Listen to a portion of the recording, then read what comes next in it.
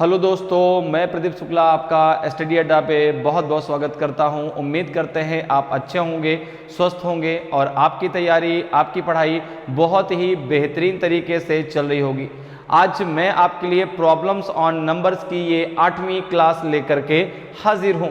अभी तक हम लोग इस टॉपिक की 7 क्लासें पढ़ चुके हैं, जिसमें हम लोगों ने इस टॉपिक से रिलेटेड बहुत ही इंपॉर्टेंट क्वेश्चन सॉल्व किए हैं। तो अगर अभी तक आपने उन क्लासेस को नहीं पढ़ा है, उन वीडियोस को नहीं देखा है, तो एक बार जरूर पढ़ लीजिए। आज भी मैं आपके लिए बहुत ही इंपॉर्टेंट क्वेश्चन लेकर के हाजिर हूं।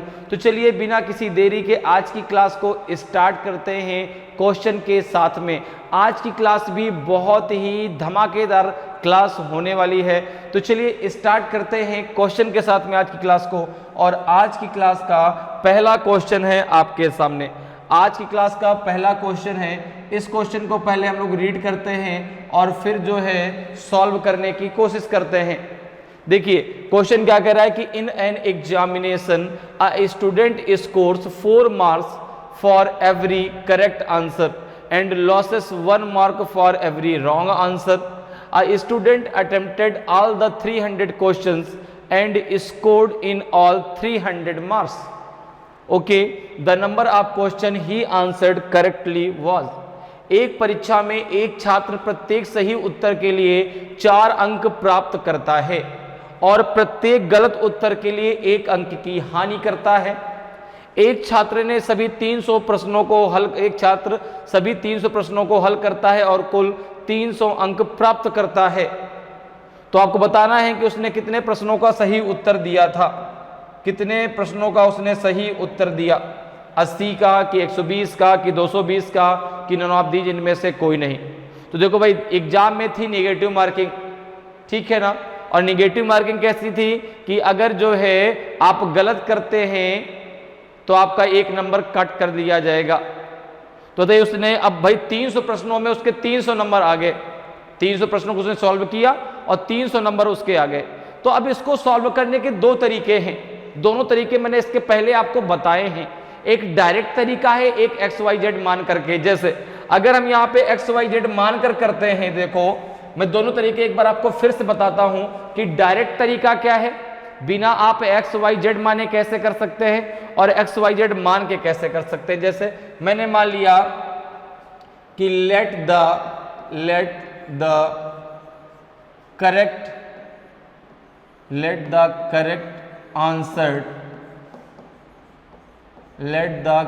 Answer is A। ओके, तो रॉन्ग आंसर कितना हो जाएगा? रॉन्ग आंसर कितना हो जाएगा? रॉन्ग आंसर कितना हो जाएगा? तो आपने कहा ये हो जाएगा 300 माइनस A, क्योंकि टोटल प्रश्न कितने हैं? 300 हैं। अगर उसमें से उसने A जो है सही किए तो गलत कितने करेगा? 300 माइनस A। अब देखो यहां पर हम बात कर लेते हैं अकॉर्डिंग टू क्वेश्चन। अब बात करते हैं अकॉर्डिंग टू क्वेश्चन, प्रश्न के अनुसार। अकॉर्डिंग टू क्वेश्चन, प्रश्न के अनुसार, प्रश्नानुसार जिसे कहते हैं, ठीक है ना। जो प्रश्न में कहा जा रहा है उसके अनुसार यहां पर देखो भाई, कह रहा है कि अगर वह एक क्वेश्चन सही करता है तो उसको 4 अंक मिलते हैं और क्वेश्चन अगर गलत करता है तो 1 नंबर उसका कट कर लिया जाता है। और इन दोनों के बीच का जो डिफरेंस है वो 300 है। क्योंकि भाई देखो 300 नंबर ही तो प्राप्त हुए।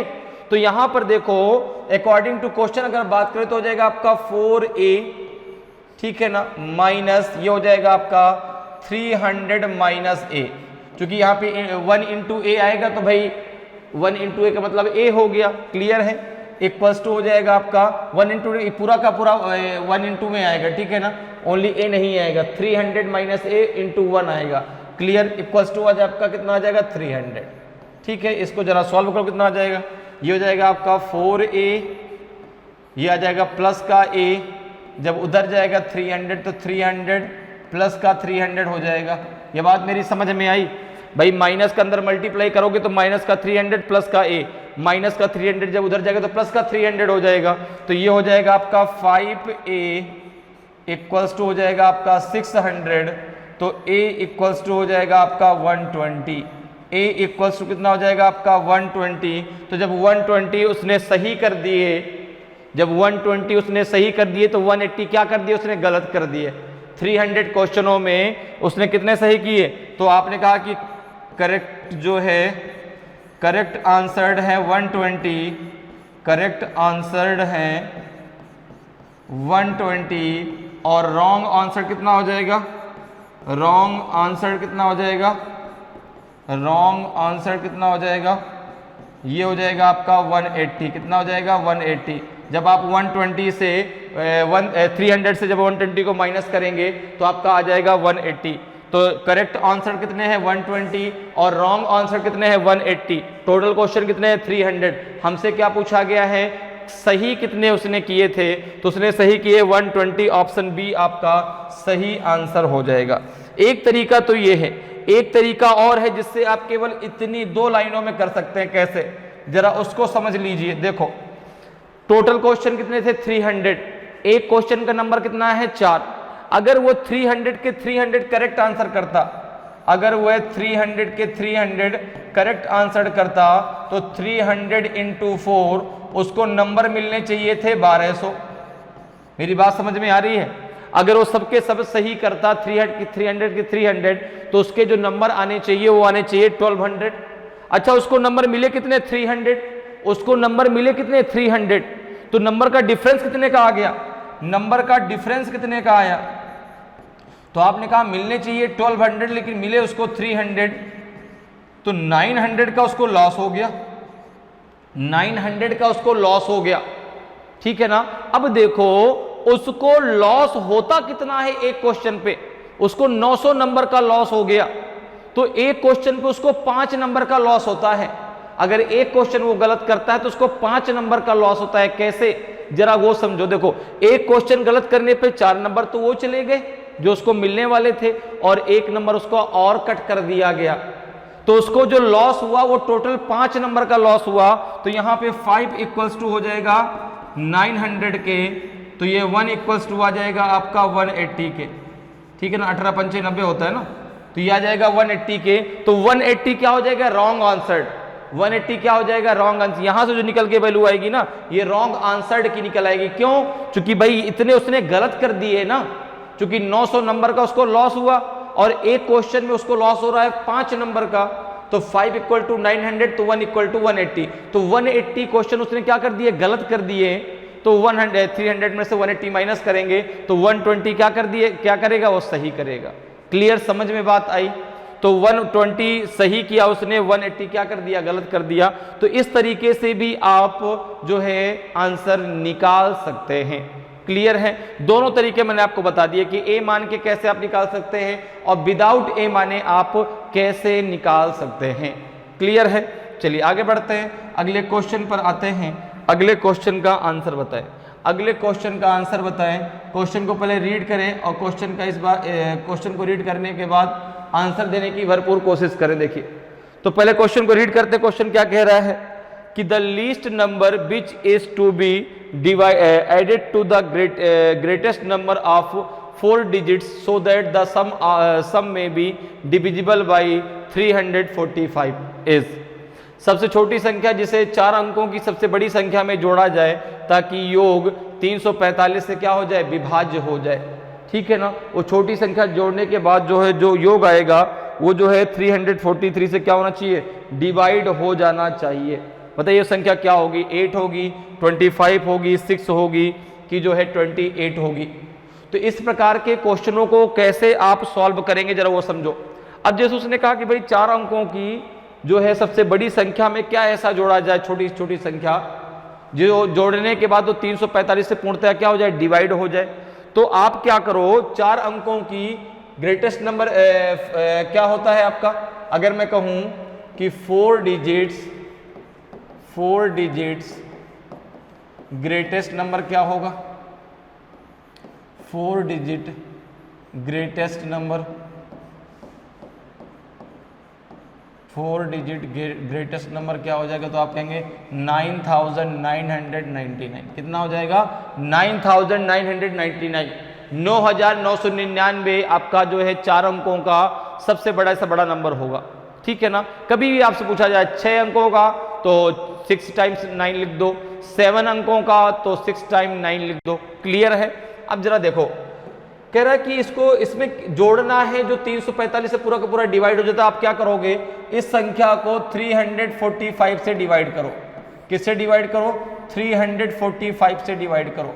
अब ऐसे में दो क्वेश्चन आते हैं, क्या घटाया जाए क्या जोड़ा जाए, ठीक है ना। आपने एग्जाम में देखा होगा दो क्वेश्चन आते हैं, क्या जोड़ा जाए और क्या घटाया जाए।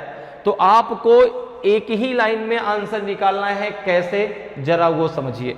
अब हम यहाँ पे भाग देते हैं 345 का 9999 में, तो 3 3 जा 9 ज़्यादा हो जाएगा तो 2 टाइम्स ले लो, 2 5 जा 10 तो 0 4 1 आपका होल्ड हुआ, 2 4 जा 8 और 1 हो जाएगा 9, 2 3 जा 6। ओके, इसको माइनस कर लीजिए, 9 0 एंड 3, 9 नीचे ले लीजिए।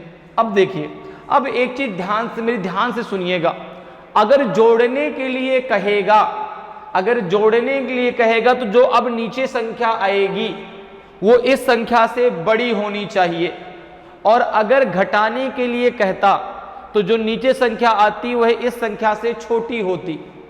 बस एक कॉन्सेप्ट आपको याद रखना है, ये कॉन्सेप्ट अगर आप याद रखोगे तो आपको आगे कुछ करने की जरूरत नहीं है, एक लाइन में आपका आंसर आएगा। जैसे मैंने कहा यहाँ पे जोड़ने के लिए कहा है तो जो अब नंबर नीचे आएगा वो इस संख्या से बड़ा होगा। जैसे 3 9 जा 27 होता है, तो 9 टाइम जरा ले लो, 9 टाइम अगर लेते कितना आ जाएगा, 9 5 जा 45, 4 आपका होल्ड हुआ, 9 4 जा 36 और 4 हो जाएगा 40, 4 फिर से होल्ड हो गया, 9 3 जा 27 और 4 हो जाएगा आपका 31। अब देखो ये जो संख्या है 3105, ये 3099 से क्या है, बड़ी है ना, तो ये संख्या बड़ी है। तो अब इसको डायरेक्ट जो है क्या करो आप, 3105 में से, अब आप करेंगे क्या, 3105 में से 3105 में से आप माइनस कर दीजिए 3099 को, तो 15 में से 9 गया, 6 बचेगा। तो जब इसको आप माइनस करेंगे तो इसमें से इसको, तो यहाँ पे 6 आएगा, तो वह संख्या क्या हो जाएगी आपकी, 6 हो जाएगी। वह संख्या क्या हो जाएगी आपकी, 6 हो जाएगी। अर्थात वो छोटी छोटी संख्या क्या है, 6 है, जो इसमें जोड़ी जाए और जोड़ने के बाद जो योग आएगा वो 343 से क्या हो जाएगा, डिविजिबल हो जाएगा। क्लियर है। अगर घटाने के लिए कहता, अगर घटाने के लिए कहता तो क्या करते आप, ये संख्या यहां से छोटी आनी चाहिए, जो आता वही आपका आंसर होता। क्लियर है, समझ में आ रहा है। तो ये डायरेक्ट तरीका है जिससे आप कर सकते हैं, इसके आगे आपको कुछ करने की कुछ भी जरूरत नहीं है। तो वह छोटी छोटी संख्या क्या आ जाएगी, वह छोटी छोटी संख्या आपकी 6 आ जाएगी। ऑप्शन कौन सा सही हो जाएगा, ऑप्शन सी आपका सही आंसर हो जाएगा। क्लियर, समझ में आ गया। अगर छोटी, अगर जोड़ने के लिए कहेगा तो ये संख्या बड़ी आएगी, अगर घटाने के लिए कहता तो संख्या छोटी आती है, ठीक है ना। बाकी आपको यहाँ पे आगे कुछ करने की जरूरत नहीं है। हाँ, अगर जोड़ने के लिए कहता है आप इसको छोटी संख्या लेके आते हैं तो फिर क्या होगा, यहां से आप माइनस करेंगे, जो रिमाइंडर आएगा उसको आप जो है 345 से माइनस करते तो आंसर आ जाता, ठीक है ना भाई। अगर ये संख्या हम छोटी लेके आते तो यहाँ पे रिमाइंडर आता, रिमाइंडर को हम 345 से माइनस कर देते फिर आंसर आता। तो वो अब स्टेप ऐसे में करने की जरूरत नहीं है। क्लियर है। तो यहाँ पे आंसर आ जाएगा ऑप्शन सी। आगे बढ़ते हैं, अगले क्वेश्चन पर आते हैं। अगले क्वेश्चन का आंसर बताएं। अगले क्वेश्चन का आंसर दीजिए। क्वेश्चन को पहले एक बार रीड करते हैं, फिर क्वेश्चन को सॉल्व करने की भाई कोशिश करेंगे हम लोग। क्वेश्चन देखिए, कह रहा है कि the sum of the numerator and denominator of a positive fraction is 11। इफ 2 is added to both numerator and denominator, the fraction is increased by 1/24. The difference of numerator and denominator of the fraction is। एक धनात्मक भिन्न के अंश और हर का योग 11 है। यदि अंश और हर दोनों में 2 जोड़ दिया जाए तो भिन्न में 1/24 की वृद्धि हो जाती है। भिन्न के अंश और हर का अंतर है। बताइए भाई कितना है डिफरेंस, 1 है, 6 है, 5 है कि 4 है। कौन सा आपका सही आंसर होगा इन चारों में। तो देखिए यहाँ पर जो है दिया है कि जो आपका जो है फ्रैक्शन का न्यूमरेटर है और डिनोमिनेटर है, दोनों का जो एडिशन, दोनों का जो योग है वो आपका 11 है। तो अगर आप मान लेते हैं कि let the numerator is numerator is a, तो डिनोमिनेटर क्या हो जाएगा, डिनोमिनेटर क्या हो जाएगा, डिनोमिनेटर क्या हो जाएगा आपका 11 माइनस ए हो जाएगा। क्लियर है भाई, अगर नॉमिनेटर आपको मालूम चल जाएगा दोनों का योग आपका 11 है, तो 11 में से आप माइनस कर देंगे, आपको डिनोमिनेटर मिल जाएगा। तो अगर न्यूमरेटर आपका जो है, न्यूमरेटर अगर ए है तो डिनोमिनेटर आपका हो जाएगा 11 माइनस ए। अब देखिए बात करते हैं अकॉर्डिंग टू क्वेश्चन। अब हम बात कर लेते हैं according to question, according to question, प्रश्न के अनुसार, अकॉर्डिंग टू क्वेश्चन, प्रश्न के अनुसार। देखिए जरा क्या कह रहा है भाई प्रश्न। प्रश्न कह रहा है कि यदि अंश और हर दोनों में 2 जोड़ दिया जाए, तो देखो भैया न्यूमरेटर कितना है अर्थात अंश कितना है आपका a और हर कितना है आपका 11 माइनस a। तो कह रहे दोनों में 2 जोड़ दिया जाए तो भिन्न में 1/24 की वृद्धि हो जाती है। तो यहां पर देखो हो जाएगा, अगर हम करते हैं कि a plus 2 upon 11 minus a plus 2, तो ये आ जाएगा आपका a upon 11 minus a plus हो जाएगा आपका 1/24। यही तो हो जाएगा कि अगर जो है भाई न्यूमरेटर में हमने 2 ऐड कर दिया, डिनोमिनेटर में अगर हमने 2 ऐड कर दिया, तो जो फ्रैक्शन है a/11 माइनस a उसमें 1/24 की क्या हो जाता है, वृद्धि हो जाती है, वो 1/24 बढ़ जाता है। अब देखो जरा इसको सॉल्व करो कितना आ जाएगा, इसको जरा सॉल्व करो भाई। तो यहाँ से एक तरफ कर लो तो हो जाएगा आपका a plus 2 upon 13 minus a हो जाएगा, इधर आएगा तो a अपॉन 11 माइनस a हो जाएगा इक्वल्स टू 1/24 हो जाएगा। अब देखो इधर हो जाएगा a plus 2 into 11 minus a minus a, ये हो जाएगा 13 माइनस a अपॉन हो जाएगा आपका जो है 13 minus a into 11 minus a equals to हो जाएगा आपका 1/24। क्लियर है, ठीक है। अब जरा इसको सॉल्व करके कितना आ जाएगा, इसको जरा सॉल्व करिए भाई यहाँ पे। तो ये हो जाएगा आपका, जब यहाँ पे मल्टीप्लाई करेंगे तो हो जाएगा आपका 11a, पहले ये कर देते 11a, फिर आ जाएगा आपका माइनस a स्क्वायर, फिर 2 का कर दो तो प्लस का 22 और माइनस का 2a आ जाएगा। इसमें माइनस का कर लो, माइनस का हो जाएगा आपका कितना ये 13a और प्लस का हो जाएगा a स्क्वायर अपॉन हो जाएगा आपका जो है, अपॉन हो जाएगा कितना ये हो जाएगा आपका जो है इसमें मल्टीप्लाई कर लो तो 13 11 का कितना हो जाएगा, 13 और 11 हो जाएगा 11 3 33, तो 3 और 11 कम 11 11 3 कितना हो जाएगा 14, 143। फिर हो जाएगा माइनस का 13a, फिर ये कितना हो जाएगा माइनस का 13, ये हो जाएगा आपका माइनस का 11a और ये हो जाएगा प्लस का a स्क्वायर इक्वल्स टू 1/24। यहाँ तक बात क्लियर है। अब जरा देखो इसमें काटा पीटी कर दो भाई, जो जिससे कट रहा है उसको वहाँ से काट दो। जैसे देखो यहाँ से ये a स्क्वायर से a स्क्वायर कट जाएगा, ठीक है ना, और ये 11a से इसको काट दो और ये कितना हो जाएगा 13a और ये है माइनस का 2a, भाई ये हो जाएगा a और ये माइनस का a स्क्वायर, ये 22, ये माइनस का 2a, तो 13a और 2a कितना हो जाएगा 15a, ठीक है ना। और 11 माइनस का 15a जब करोगे कितना आ जाएगा, ये आ जाएगा जो है ये हो जाएगा 22 माइनस 4a। क्लियर है, देखो भाई 22 तो बचेगा ही बचेगा, ये हो जाएगा 13 प्लस 2 15 हो जाएगा, 15 माइनस 11 तो आपका माइनस का 4a आ जाएगा।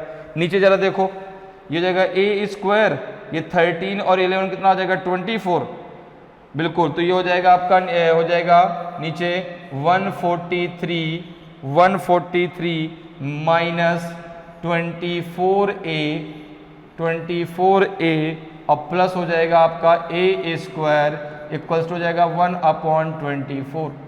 क्लियर है। अब जरा देखो 24 का मल्टीप्लाई इधर कर दो, कितना हो जाएगा 22 चौको 88, तो यहाँ पे 8 हो जाएगा, बचे कितना 8, 22 दूना 44, 22 दूना 44, 44 और 8 कितना हो जाएगा 52, 528। माइनस 96a हो जाएगा। ये इक्वल्स टू हो जाएगा 143 माइनस 24a प्लस हो जाएगा आपका a स्क्वायर। ठीक है ना। अब इस वैल्यू को इस इधर की तरफ ले चलते हैं तो कितना हो जाएगा आपका, ये हो जाएगा आपका a स्क्वायर माइनस का 24a प्लस का 143 उधर जाएगा तो ये माइनस का 528 हो जाएगा और ये प्लस का 96a हो जाएगा, ये इक्वल्स टू 0 आ जाएगा। ठीक है। अब देखो ये हो जाएगा a स्क्वायर, ये कितना हो जाएगा आपका, 6 में से 4 गए तो 4, 6 में से 4 गए 4, 9 में से 2 गए 7, 74a आ जाएगा। ये माइनस, ये प्लस का आएगा, माइनस का देखो कितना आ जाएगा, ये 8 में से 3 गए तो 5, 8 में से 3 गए तो 5, 12 में से 4 गए तो 8, ठीक है ना, और 4 में से 1 गए तो 3, 385 इक्वल टू 0 हो जाएगा। अब जरा देखो कितना आ जाएगा, तो ये हो जाएगा आपका जो है, ये हो जाएगा कितना आपका 8, ये हो जाएगा आपका a square plus 74a minus हो जाएगा आपका 385। अब इसके जरा फैक्टर कर लीजिए, तो जरा इसके देखिए यहाँ पे फैक्टर करते हैं कितना हो जाएगा। तो यहाँ पे है आपका 74, ठीक है ना भाई, 96 से अगर इसको माइनस करेंगे ये 72 आएगा ना, यहाँ पे कितना आ जाएगा 72, कितना हो जाएगा 72। अब देखो अगर इसके हम फैक्टर करें तो यहाँ जो हो जाएगा आपका a square plus 77a minus 5a minus 385 equals to हो जाएगा आपका 0। अब देखो इसको जब आप आगे सॉल्व करेंगे यहाँ पे क्या आ जाएगा, देखो जरा यहाँ पे सॉल्व कर लेते हैं। इसके दो फैक्टर बन जाएंगे, एक बन जाएगा a प्लस 77 और एक बन जाएगा a माइनस 5, ये इक्वल्स टू 0 है तो एक आपका आ जाएगा a इक्वल्स टू 5 आ जाएगा। क्या आ जाएगा, a इक्वल्स टू 5 आ जाएगा। तो अगर a इक्वल्स टू 5 है, अगर न्यूमरेटर आपका 5 है तो डिनोमिनेटर कितना आ जाएगा, तो आपने कहा हो जाएगा 11 माइनस 5, ये हो जाएगा आपका 6। कितना हो जाएगा 6।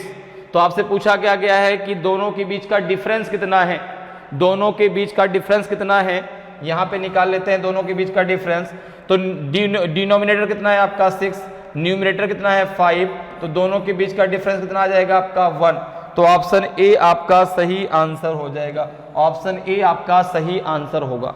क्लियर, समझ में आया, ठीक है ना भाई। यहाँ पर देखो जब हमने किया तो इतना ये हमारा बन गया, इसका फैक्टर क्या हो जाएगा 70। भाई माइनस करने पे इतना आना चाहिए, इन दोनों संख्याओं को माइनस प्लस करने पे, और मल्टीप्लाई करने पे इतना आना चाहिए। देखो 5 7 जा 35, 5 7 जा 35 और 3 हो जाएगा 38। तो यहाँ पे इसके फैक्टर हो जाएंगे 77 माइनस 5a, तो 77 से 5 को माइनस करने पे 72 आ जाएगा। तो यहाँ से a की वैल्यू में कितनी मिल गई 5। क्लियर है। तो जब न्यूमरेटर आपका 5 है तो डिनोमिनेटर कितना हो जाएगा 6, दोनों के बीच का डिफरेंस कितना आ जाएगा आपका 1। क्लियर है, तो आंसर हो जाएगा आपका ए। आगे बढ़ते अगले क्वेश्चन पे आते हैं। अगले क्वेश्चन का आंसर बताएं, अगले क्वेश्चन का आंसर बताइए भाई क्या होगा। क्वेश्चन जरा देखिए क्या कह रहा है, क्वेश्चन को जरा एक बार रीड करते हैं और फिर क्वेश्चन को सॉल्व करने की कोशिश करते हैं। तो सबसे पहले रीड करिए क्वेश्चन को। क्वेश्चन क्या कहता है, क्वेश्चन कह रहा है कि if the sum of two numbers be multiplied by each number separately the product so obtained 247 and 114 respectively the sum of the number is. यदि दो संख्याओं के योग को प्रत्येक संख्या से अलग अलग गुणा किया जाए तो गुणनफल क्रमशः 247 और 114 प्राप्त होते हैं। संख्याओं का योग कितना है, 26 है, 13 है कि 19 है कि 32 है। तो बहुत ही सिंपल सा क्वेश्चन है, बताएं इस क्वेश्चन का आंसर क्या आएगा। बहुत सिंपल क्वेश्चन आपसे पूछा गया है, तो बताइए भाई क्या आपका सही आंसर होगा इन चारों में। तो देखिए अगर हम यहाँ पे दो नंबर मान लेते हैं कि भाई एक नंबर आपका ए है, मान लिया कि लेट द नंबर्स आर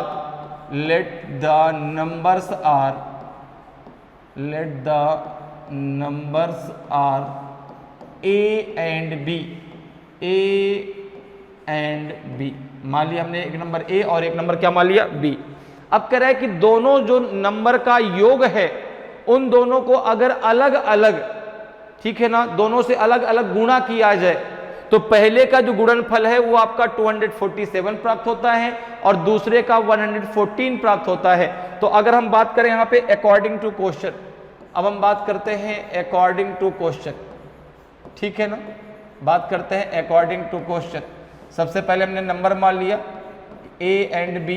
अब हम बात करते हैं प्रश्न के अनुसार, अकॉर्डिंग टू क्वेश्चन, प्रश्न के अनुसार।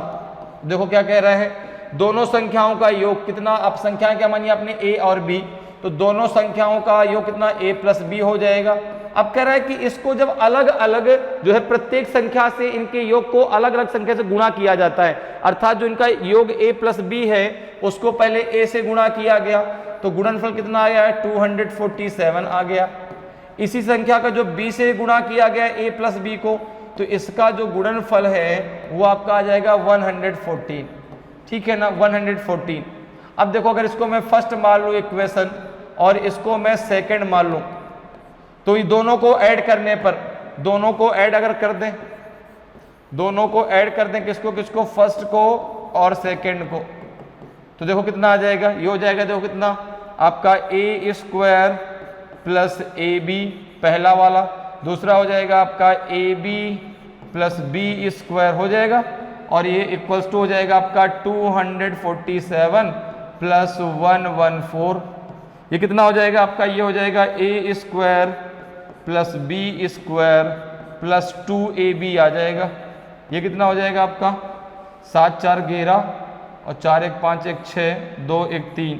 देखो ये बन जाएगा आपका a प्लस बी का होल ऑफ स्क्वायर, नहीं बन जाएगा a प्लस बी का होल ऑफ स्क्वायर को 361।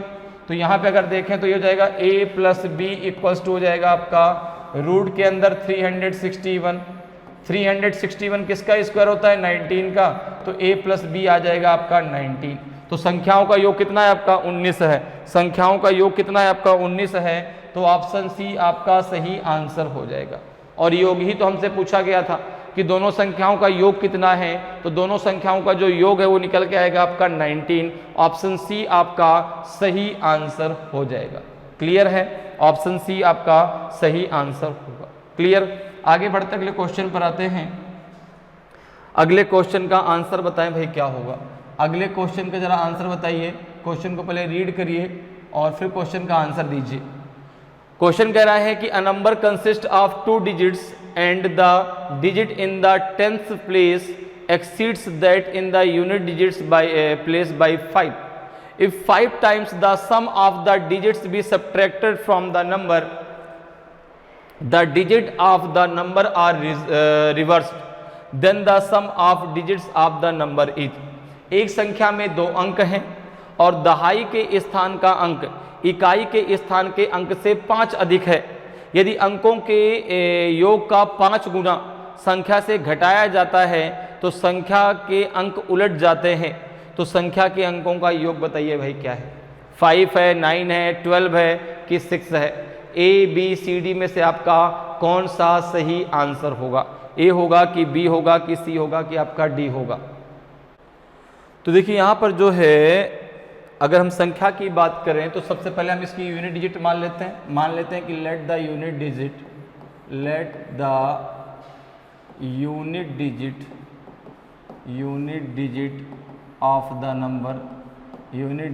ऑफ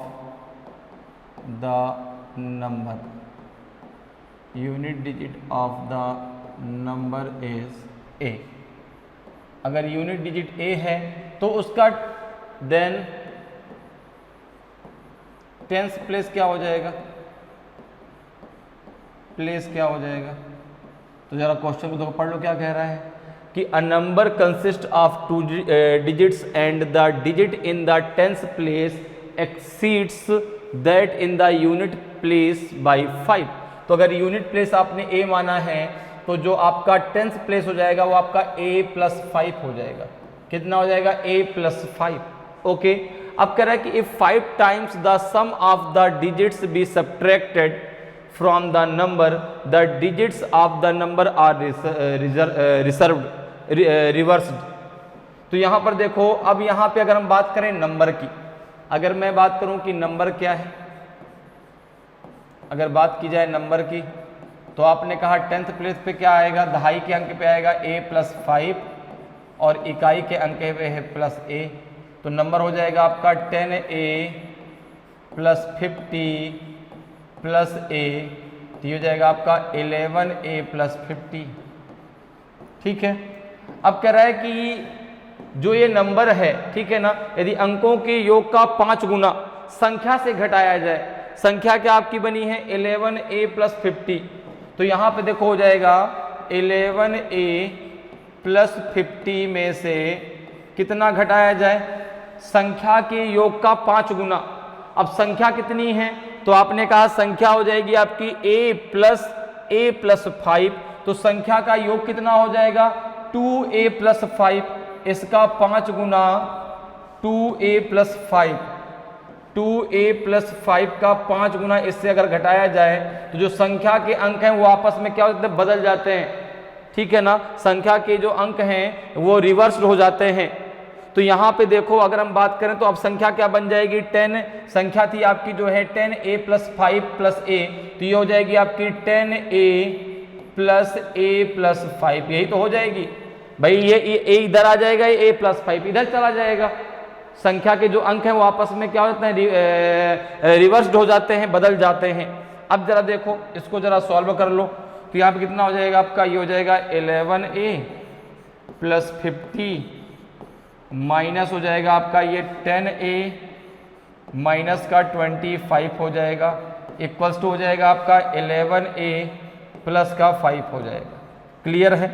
अब देखो ये a एक तरफ कर लो, तो अगर एक देखे तो ये प्लस का a है, जब इधर आएगा तो ये प्लस के 11a से प्लस का 11a कैंसिल हो जाएगा, ये कितना बचेगा, तो अगर हम इसको उधर लेके जाए, इसको इधर ले आए, इसको उधर ले जाए, तो ये हो जाएगा आपका 10a इक्वल्स टू हो जाएगा आपका जो है 50 माइनस 25, तो यह जाएगा 25, ये हो जाएगा माइनस का 5, तो 10a इक्वल्स टू हो जाएगा 20, तो a इक्वल्स टू आ जाएगा आपका 2, a इक्वल्स टू कितना आ जाएगा आपका 2 आ जाएगा।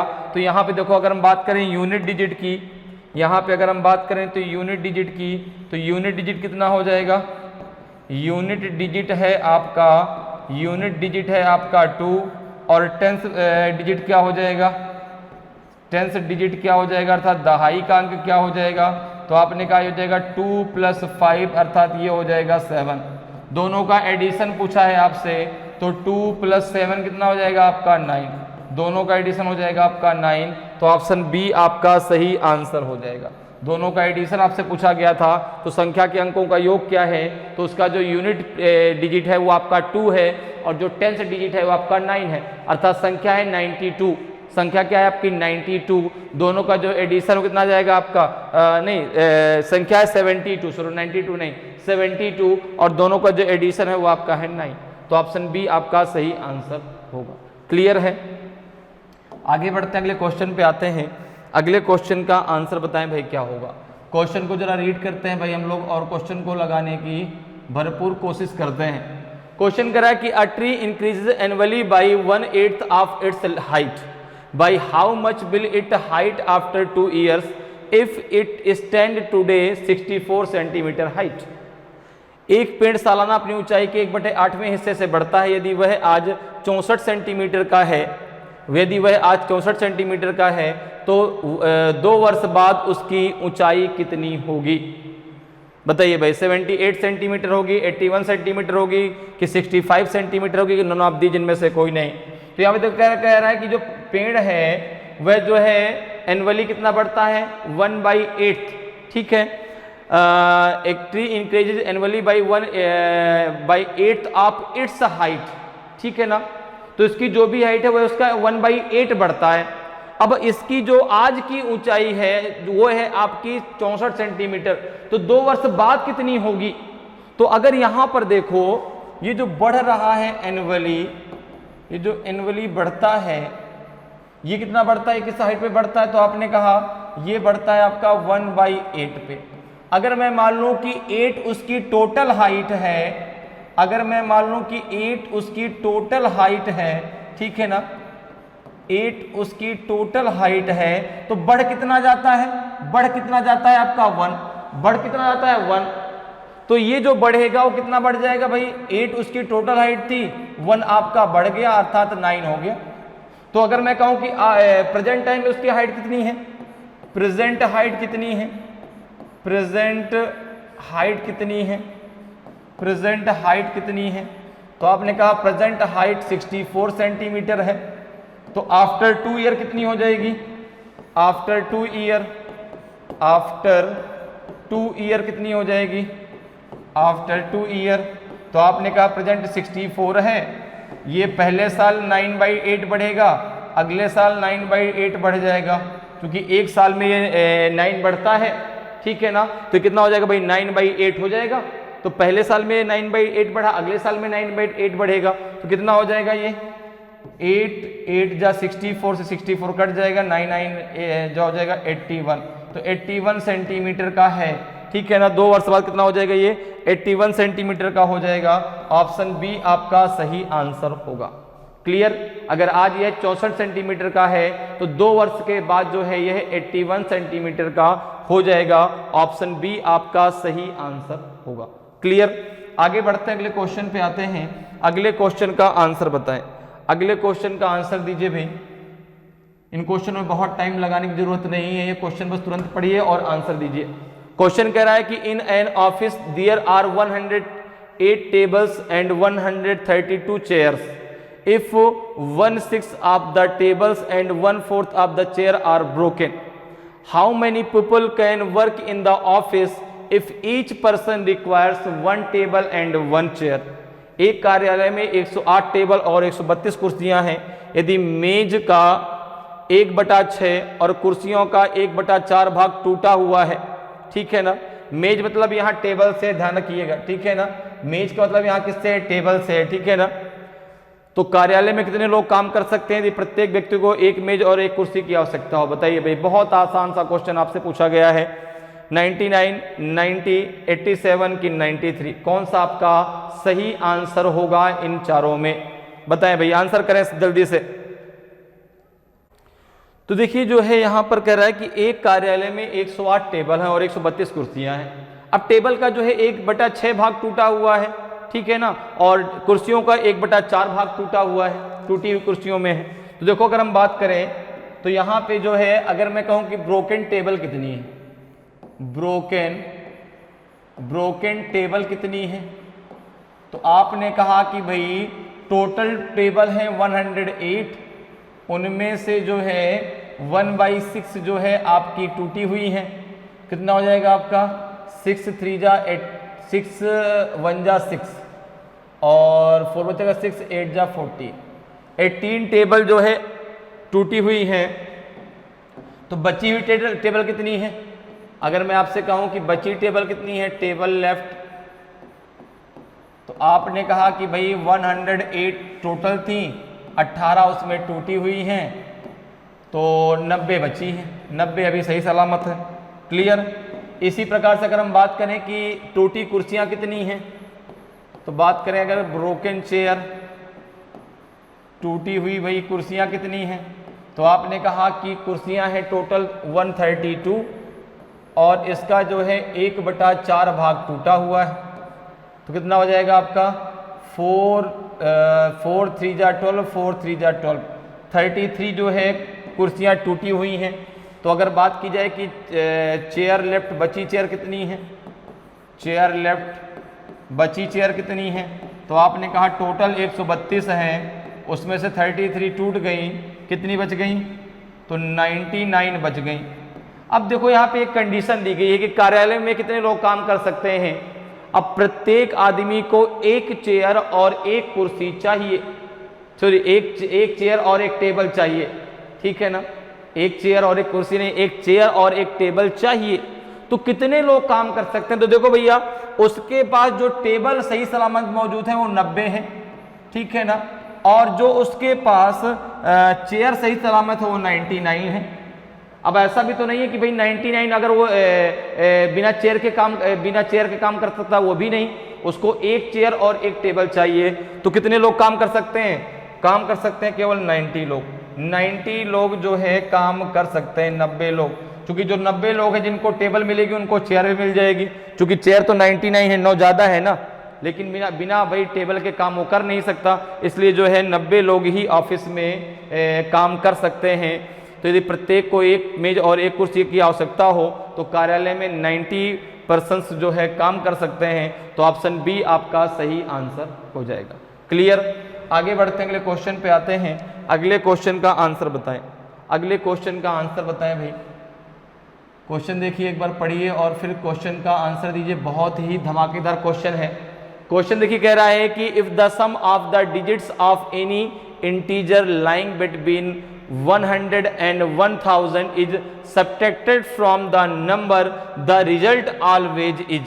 यदि 100 और 1000 के बीच किसी पूर्णांक के अंकों का योग उस संख्या से घटा दिया जाए तो परिणाम हमेशा होता है divisible by 9, divisible by 4, divisible by 11, divisible by 8। बताइए भाई, बहुत ही बढ़िया क्वेश्चन। बताइए इसका आंसर क्या होगा। ए बी सी डी में से आपका कौन सा सही आंसर होगा? ए होगा कि बी होगा कि सी होगा कि आपका डी होगा? तो देखिए, इस क्वेश्चन को भी आप दो तरीके से कर सकते हैं। एक तरीका तो ये है कि भाई एक्स वाई जेड मान के करें, ठीक है ना। और एक तरीका ये कि डायरेक्ट जो है आप नंबर एज्यूम कर लें और जो है वहां से भी इसको सेटिस्फाई कर लें। तो जरा हम यहाँ पे पहले ए बी सी डी मान के करते हैं, ठीक है ना। देखो जरा, अगर मैं कहूँ कि let the number is, let the number, अब नंबर 3 डिजिट्स का है, let the number is 3 digit का नंबर है, तो क्या हो जाएगा आपका? ये हो जाएगा आपका 100A plus 10B plus C, यही तो नंबर होगा। नंबर तो ये हो जाएगा ना भाई, 100A plus 10B plus C हो जाएगा, ठीक है। 3 डिजिट से नंबर है तो यूनिट डिजिट, 10 डिजिट और 100 डिजिट, तो ये हो जाएगा आपका 100A plus 10B plus C। अब जो कह रहा है कि यदि 100 और 1000 के बीच किसी पूर्णांक के अंकों का योग उस संख्या से घटा दिया जाए तो ये तो नंबर है। अच्छा, इसके डिजिट्स का सम क्या होगा? अगर मैं आपसे कहूं कि इसके डिजिट्स का सम क्या होगा, डिजिट्स सम क्या होगा, तो आपने कहा भाई डिजिट सम हो जाएगा A plus B plus C।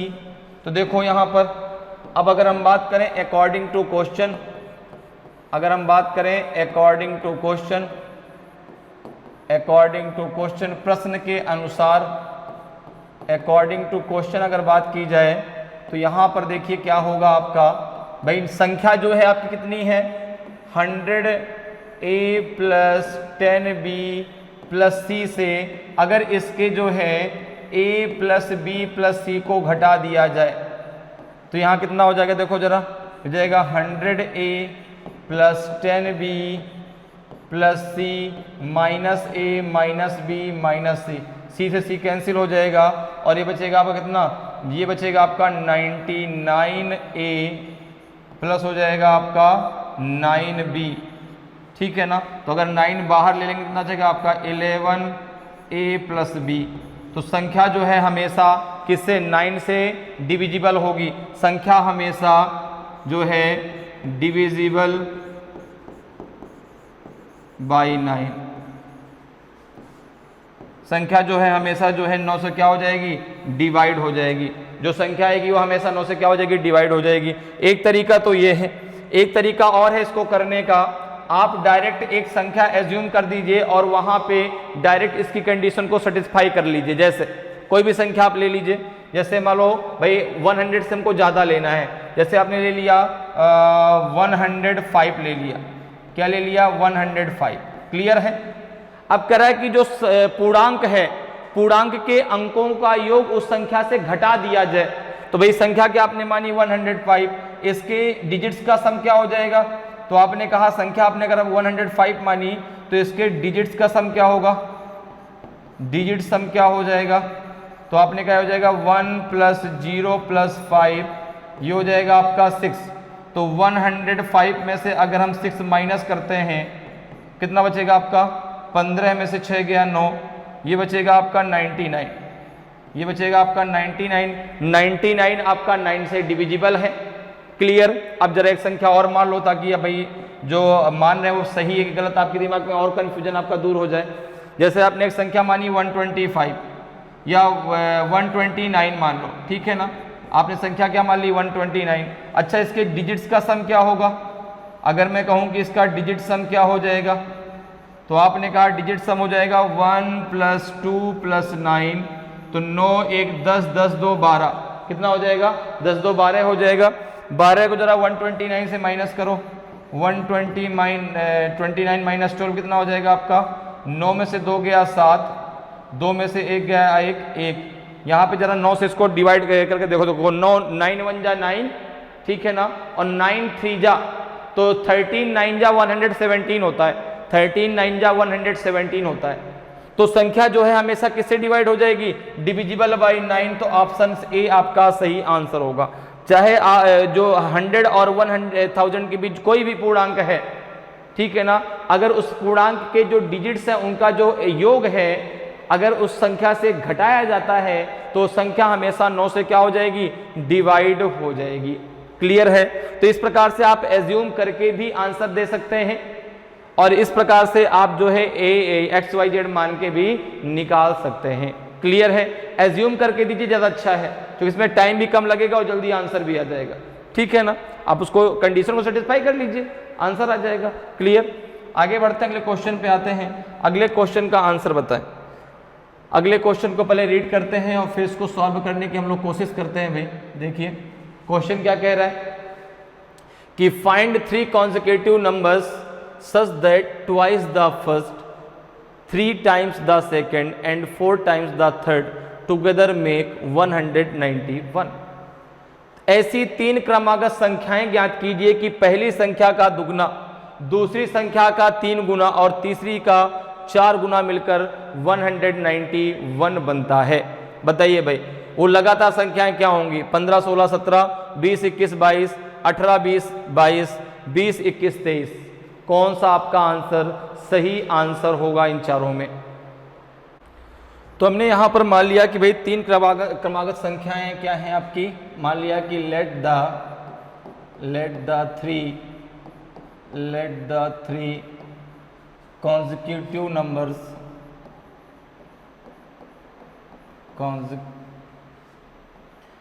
numbers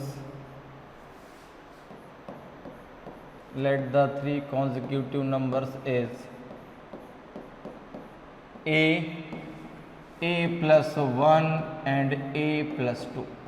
लगातार 3 संख्याएं क्या है आपकी, a है, a plus 1 है और a plus 2 है। क्लियर।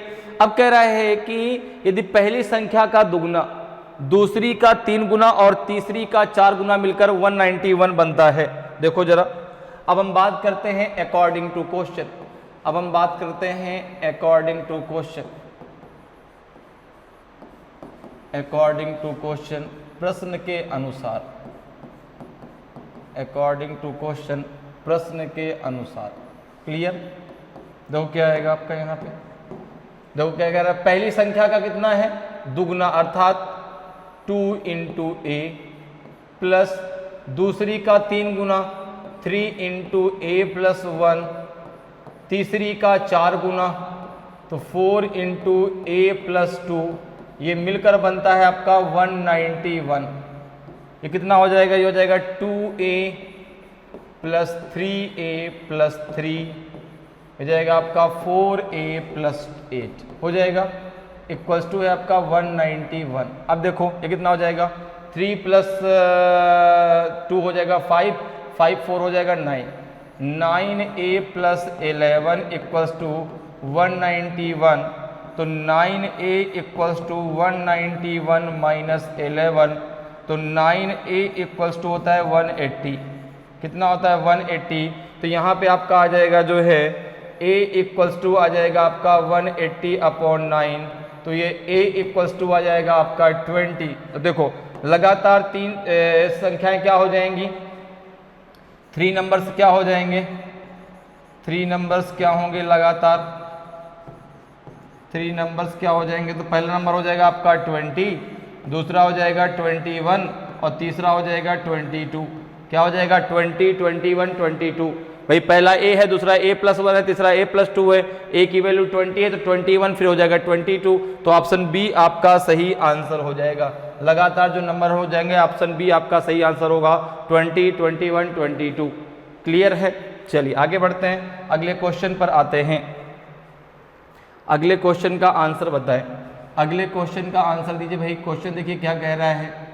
क्वेश्चन कह रहा है कि in a factory 1 out of every 9 is a female worker. If the number of female worker is 150 the total number of workers is. एक कारखाने में प्रत्येक 9 में से एक महिला कर्मचारी है। यदि महिला श्रमिकों की संख्या 150 है तो श्रमिकों की कुल संख्या कितनी है? बताइए भाई। 1125, 1325, 1450, नॉन ऑफ दीज। बहुत सिंपल सा क्वेश्चन है। देखिए टोटल वर्कर कितने हैं? टोटल वर्कर कितने हैं? तो आपने कहा टोटल वर्कर है जो है, अगर टोटल वर्कर अगर मैं 9 मान लूं, ठीक है ना, टोटल वर्कर अगर मैंने 9 मान लिया तो यहां पर जो है 9 में से प्रत्येक 9 में से एक महिला है। तो अगर हम यहां पर बात करें देखो तो 9 में से जो है प्रत्येक 9 में से एक क्या है? आपकी फीमेल वर्कर है। प्रत्येक 9 में से एक आपकी फीमेल वर्कर है। तो यहां पर देखो क्या हो जाएगा आपका 1 इक्वल टू कितना दिया गया है? 150, ठीक है ना। महिला कर्मचारियों की संख्या कितनी है? 150 है। तो भाई प्रत्येक 9 में से आपकी प्रत्येक 9 में से एक क्या है? महिला। तो 8 क्या होंगे? पुरुष होंगे। क्लियर है। तो अब इस एक की वैल्यू कितनी दी गई है? 150। तो टोटल वर्कर कितने हो जाएंगे? टोटल वर्कर कितने हो जाएंगे? टोटल वर्कर कितने हो जाएंगे? तो आपने कहा 9 इंटू 150, 15 नहीं है, 135 होता है, 1350 हो जाएंगे टोटल वर्कर। बात मेरी समझ में आई कि नहीं?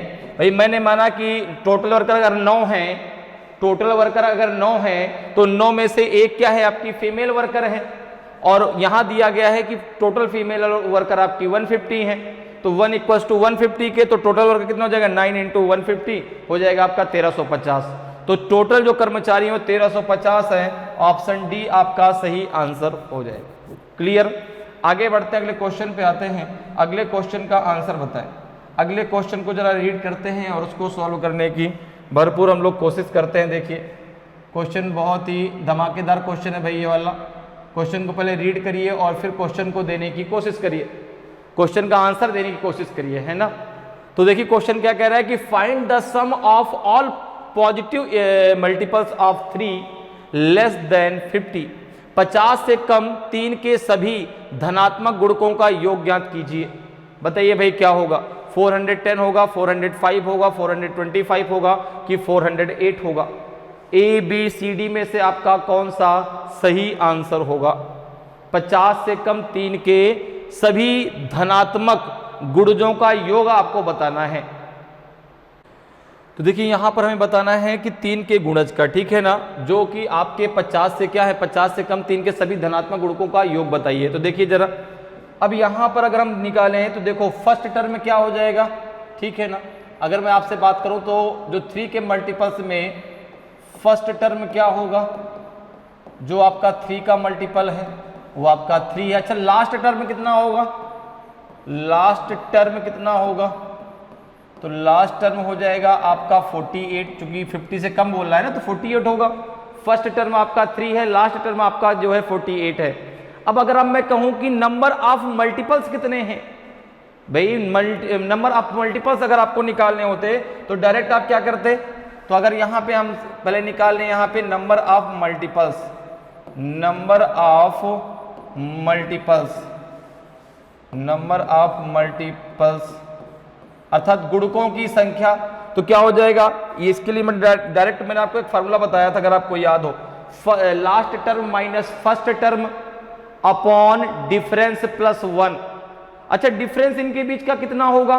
तो जब 3 के गुणज है तो भाई डिफरेंस तो इनके बीच का 3 ही होगा, क्योंकि 3 के सारे मल्टीपल्स है तो 3 इनके बीच का डिफरेंस होगा। तो देखो क्या हो जाएगा? Last term minus first term upon difference तो 3 है, प्लस हो जाएगा आपका 1। तो ये कितना हो जाएगा आपका 45 अपॉन 3 प्लस 1, तो ये हो जाएगा आपका 15 प्लस 1।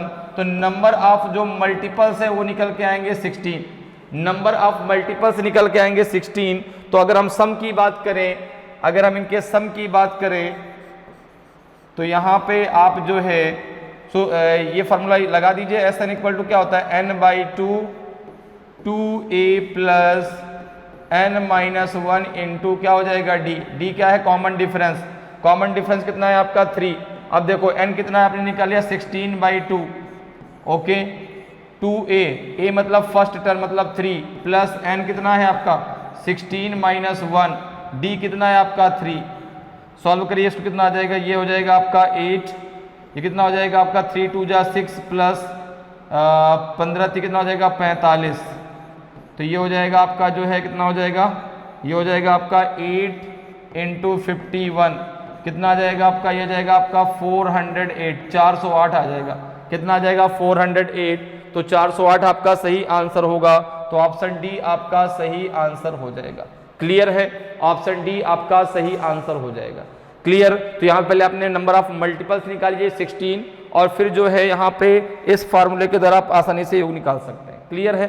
तो ऐसा इक्वल टू क्या होता है n/2, ठीक है ना, क्योंकि भाई एपी सीरीज बन रही है ना, ठीक है ना, एपी सीरीज का क्वेश्चन है 3 के गुणज, ठीक है ना। ऐसे क्वेश्चन जैसे 7 के गुणज, 5 के गुणज, तो वहां पे जब आपसे सम पूछा जाए तो आप यहाँ पे इस फार्मूले का प्रयोग कर सकते हैं। क्लियर है। अब चलिए आगे बढ़ते हैं, अगले क्वेश्चन पे चलते हैं। अगले क्वेश्चन का जरा आंसर बताएं भाई क्या होगा। अगले क्वेश्चन को जरा रीड करते हैं और आंसर देने की कोशिश करते हैं। देखिए अगला क्वेश्चन क्या कह रहा है। क्वेश्चन कह रहा है कि the difference between two positive number is 3 if the sum of their square is 369 then the sum of the number is. दो धनात्मक संख्याओं का अंतर 3 है, यदि उनके वर्गों का योग 369 है तो संख्याओं का योग कितना है। बताइए भाई, 23 है कि 33 है कि 27 है कि 41 है। ए बी सी डी में से आपका कौन सा सही आंसर होगा। तो देखिए यहाँ पे हम मान लेते हैं कि भाई दो इंटीजर है आपके, एक ए है और एक बी है। मान के चलते हैं कि लेट द टू इंटीजर्स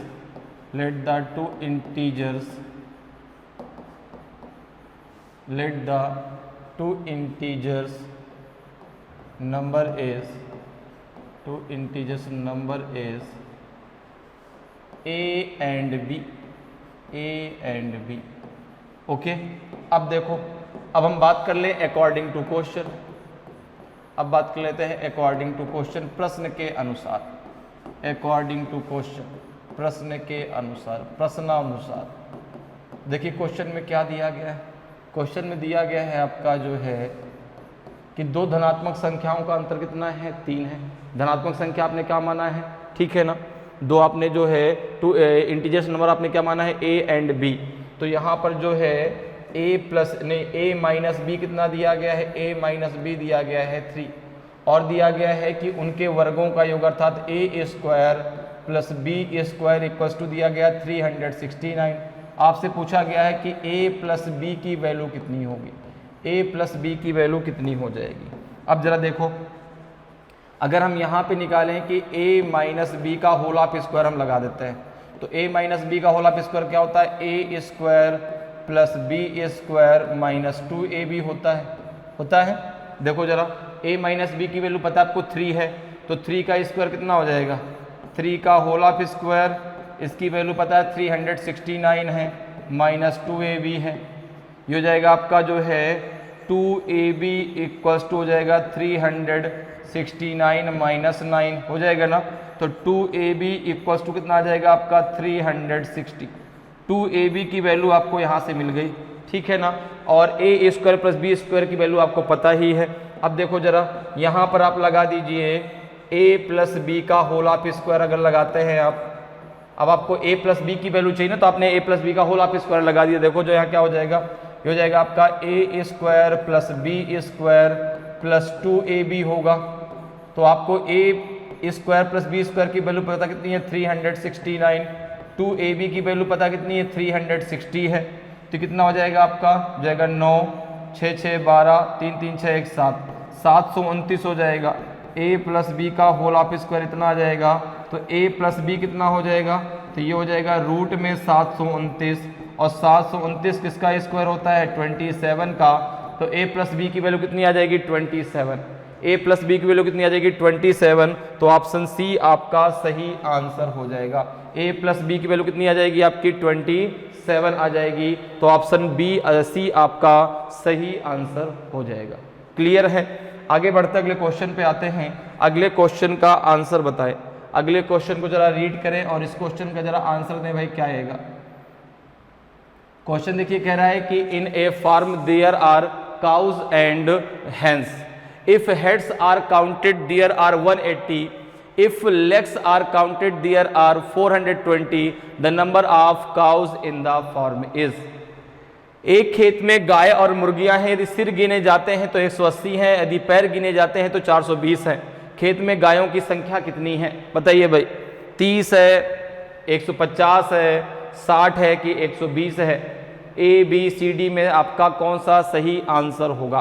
तो यहां पर देखिए एक चीज जरा समझो, ऐसा क्वेश्चन अगर कभी भी एग्जाम में आता है, ऐसा क्वेश्चन अगर कभी भी एग्जाम में आता तो आप डायरेक्ट उसको कैसे कर सकते हैं, जरा उसको समझ लीजिए। अब यहां पर एक चीज आपको ये याद रखना है कि जो हम मानेंगे जस्ट उसका विपरीत आंसर आएगा। इसका मतलब ये हुआ कि अगर हम मान के चलेंगे कि टोटल खेत में मुर्गियां हैं तो जो आंसर लास्ट में हमारा निकलेगा वो गायों का निकलेगा। अगर हम टोटल गाय मान के चलेंगे तो जो आंसर आएगा वो मुर्गियों का आएगा। जैसे यहां पे हमें आंसर निकालना है खेत में गायों की संख्या कितनी है, तो हम वहां पर मान लेते हैं कि खेत में टोटल मुर्गियां थी, ठीक है ना। हम ये मान के चलते हैं कि खेत में सारी क्या थी, मुर्गियां। माना खेत में सारी मुर्गियां थी, ठीक है ना। माना खेत में सारी मुर्गियां थी, ठीक है ना। एक बात याद रखना कि जो हम मानेंगे जस्ट उसका विपरीत आंसर आएगा। अगर मुर्गियां मानेंगे तो जो आंसर लास्ट में निकलेगा वो निकलेगा गाय का, ठीक है। इस बात को ध्यान रखना। अब एक चीज जरा सोचो, अगर सारी मुर्गियां थी, ठीक है ना, और एक मुर्गी के 2 ही तो पैर होते हैं, 4 पैर तो होते नहीं, ठीक है ना। 4 पैर होते हैं गाय के, ठीक है, ध्यान रखना इस बात को। ऐसा नहीं कि मुर्गी के भी 4 पैर, आदमी के भी 4 पैर, सॉरी, एक गाय के होते हैं 4 पैर और एक मुर्गी के होते हैं 2 पैर, ठीक है ना। अब अगर मैं यहां पर बात करूं सिरों की संख्या कितनी दी गई है, तो आपने कहा कि हेड्स की जो संख्या है, सिरों की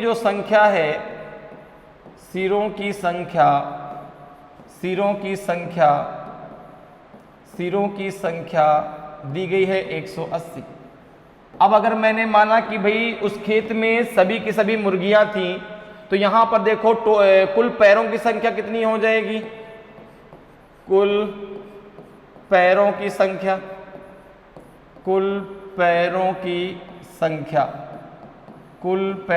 संख्या।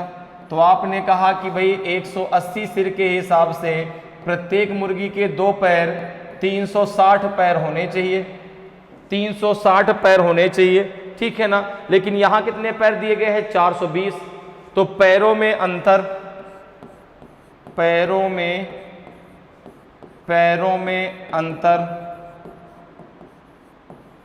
कितने का है, तो आपने कहा भाई 420 दिए गए थे, लेकिन आपके हिसाब से 360 ही, अगर टोटल मुर्गियां होती तो पैर टोटल 360 होते, ठीक है ना। तो यहां पे कितना का डिफरेंस आ गया, 0, 12 में से 6 गए 6, 60 का डिफरेंस आया।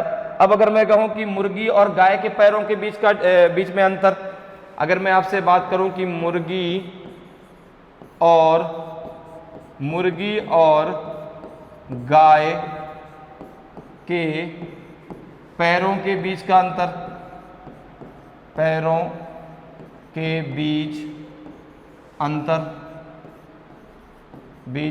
तो आपने कहा कि भाई गाय के 4 पैर, मुर्गी के 2 पैर, कितने पैरों का अंतर है, 2 का। यहां कितना है आपका 60, तो 2 इक्वल्स टू कितना हो जाएगा 60 के, तो 1 इक्वल्स टू कितने के हो जाएगा 30 के। तो ये जो आंसर आया है ना 30, ये गाय की संख्या आई है। तो गाय कितनी है, गाय है 30 और मुर्गी कितनी है, मुर्गी है 50। गाय है 30 और मुर्गी है 50, मुर्गी कितनी है 50। इस बात को ध्यान दीजिएगा, जो आप मानेंगे उसका जस्ट अपोजिट आंसर आएगा। आपने खेत में सारी मुर्गियां मानी थी, तो जो लास्ट में 30 आंसर आया है गायों का आया है। अगर आप टोटल खेत में गाय मानते तो जो लास्ट में आंसर आता वो मुर्गी का आता। क्लियर है। तो गाय जो है 30 है, मुर्गी है 50, तो तो गायों की संख्या पूछिए तो आंसर आपका 30 आ जाएगा, आंसर आपका 30 आ जाएगा। तो ऑप्शन ए आपका सही आंसर हो जाएगा। क्लियर है? आगे बढ़ते अगले क्वेश्चन पे आते हैं। अगले क्वेश्चन का आंसर बताएं भाई क्या होगा। अगले क्वेश्चन का आंसर दीजिए क्या आएगा। क्वेश्चन देखिए है आपका कि if the product of two positive numbers be 3087 and their ratio is 7:9 then the greater number is. यदि दो धनात्मक संख्याओं का गुणनफल 3087 है और उनका अनुपात 7:9 है तो बड़ी संख्या है। बताइए क्या होगी। 45 है, 49 है, 63 है कि 70 है। ए बी सी डी में से कौन सा आपका सही आंसर होगा। तो यहां पर देखिए अगर हम बात करें तो दो संख्याओं का जो रेशियो दिया गया कितना दिया गया, 7:9। तो आपने कहा कि अगर दो संख्याएं मान लीजिए कि एक संख्या आपकी ए है और एक संख्या आपने बी मान ली, और आपने मान लिया कि जो है यहाँ पे एक संख्या जो ए है, एक संख्या आपकी क्या है बी, ठीक है ना। इन दोनों के बीच का रेशियो कितना दिया गया है, 7:9 में, ठीक है। 7 क्या है 9। आपको बड़ी संख्या बतानी है, ठीक है ना। इसमें से बड़ी संख्या कौन है। तो अब यहां पर देखो दोनों का क्या दिया गया, गुणनफल दिया गया है कितना 3087। तो इन दोनों गुणनफल कितना है, तो आपने कहा ये हो जाएगा आपका 7 × 9, ये दिया गया आपका 3087 के बराबर। तो यहां पे जो आएगा वो 1² आ जाएगा। ध्यान रखना कैसे भाई, जब ये नंबर आप मानते तो ए बराबर मानेंगे आप 7x, बी बराबर मानेंगे आप 9x। तो जब x का मल्टीप्लाई करेंगे कितना हो जाएगा, यहाँ पे x² आएगा।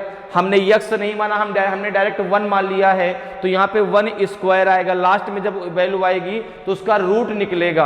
क्लियर, इस बात को ध्यान रखना। तो यहाँ कितना हो जाएगा आपका 3087 अपॉन हो जाएगा 7 × 9। जरा 9 से इसको देखो भाई डिवाइड कर दो, ठीक है ना। 9 से अगर डिवाइड होगा क्या, देखो 9 2 जा हो जाएगा, नहीं 9 3 जा 27, 3 38 बिल्कुल हो जाएगा। देखो 9 3 जा 27 बचेगा 2, नहीं बचेगा 3 38।